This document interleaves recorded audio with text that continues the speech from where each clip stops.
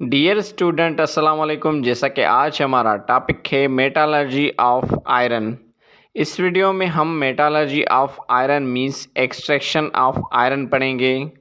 Iron को extract किया जाता है, निकाला जाता है उसके हेमेटाइट ओर से। सबसे पहले हेमेटाइट ओर जो आयरन का ओर है इसको क्रशिंग तोड़कर फर्नेस में मींस तंदूर में डाल देंगे और हॉट एयर ऐड कर देंगे ताकि इम्प्योरिटीज़ जो ओर्स में हैं गैसेस फॉर्म में होके रिमूव हो जाएं।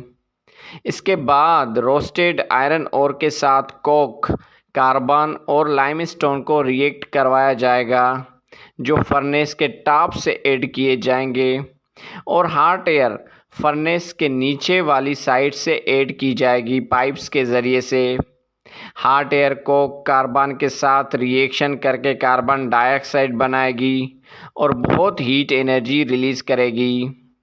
ज़्यादा टेम्परेचर की वजह से कार्बन डाइऑक्साइड गैस ऊपर फर्नेस में आके दोबारा कोक कार्बन के साथ रिएक्शन करके कार्बन मोनोऑक्साइड गैस बना लेगी। Carbon monoxide gas reducing agent है जो कि आयरन और मींस आयरन ऑक्साइड को रिड्यूस कर देगा फ्री आयरन मेटल में। नाउ लाइमस्टोन जो हमने कोक के साथ ऐड किया था वो हीट पर डिकम्पोज होके कैल्शियम ऑक्साइड में चेंज होके फिर इम्प्योरिटीज सिलिका और एल्यूमिनियम ऑक्साइड के साथ रिएक्शन करके स्लग बना लेगा। स्लग वेस्ट प्रोडक्ट है और उसका जो मोल्टेन लिक्विड आयरन के ऊपर फ्लोट करेगा, तैरेगा। स्लग को हम ऊपर से रिमूव कर देंगे और हमें आयरन मेटल फ्री फॉर्म में मिल जाएगा।